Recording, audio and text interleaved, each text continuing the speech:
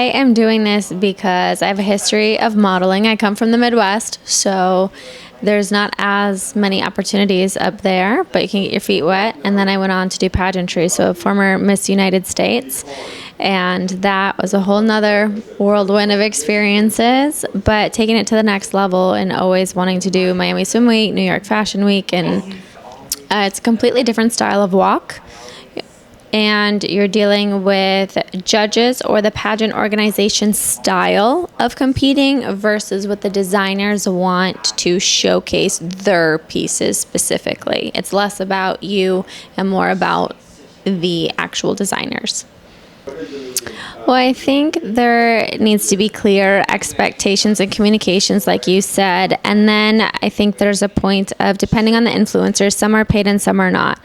I think if they're not, they are more in it for themselves, which in any business, in any industry, people, they're hungry, they're eager, and they're looking to take care of themselves. So it's understandable that that would happen. So I think to eliminate that, whether it's, a training, a payment, or some type of hard agreement, I think that would alleviate some of those issues.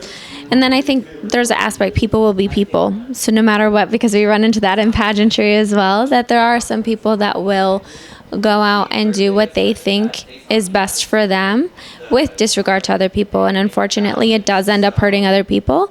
But there are ways that I think we can all come together, work together, and we just need to find those solutions. I loved it. I think it was a fantastic production. It was definitely high end. There's so many different shows going on this week, from the building, the stage layout, the backstage, watching all the hair and makeup and the models, how they were getting lined up. It was very professional. I really enjoyed it. Yes. Okay. So I actually called my mom after, and I was so grateful because you challenged me to grow and do different types of walks, which when you get so used to one mode, you don't have so many people challenging you. And I coach pageant walks, so it was so fun. And I loved the tips and tricks because high fashion is a different world. The elevation, so talking about the stairs and when we walked on the bridge, that completely changes your walk. Things to think about with your face, different types of turns, and different speeds to work on depending on what you're walking for. Overall, make an impact in the world. So I'm on the board of a nonprofit, Love Inspiring Life. We do anti-human trafficking.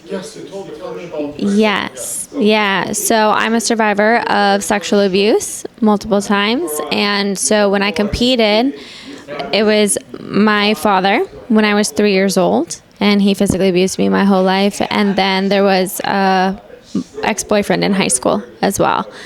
And so after surviving that, and I know human traffic is different, but it's not so far out of the bounds. Like, it just takes one more step, one more influence, and you fall into that. And a lot of individuals who have previously been sexually abused end up falling into human trafficking. So what we do is we partner with ex-special forces, and we train local authorities and assist them in raid and recovery missions. So we're doing fundraisers and everything like that. So anything that I can do to network and get out there and have fun while I'm doing it and doing things like this, it just makes it even better. And I find people everywhere I go that are right on board with the mission and helping. They are very dangerous. That's why we're partnering with ex-special forces.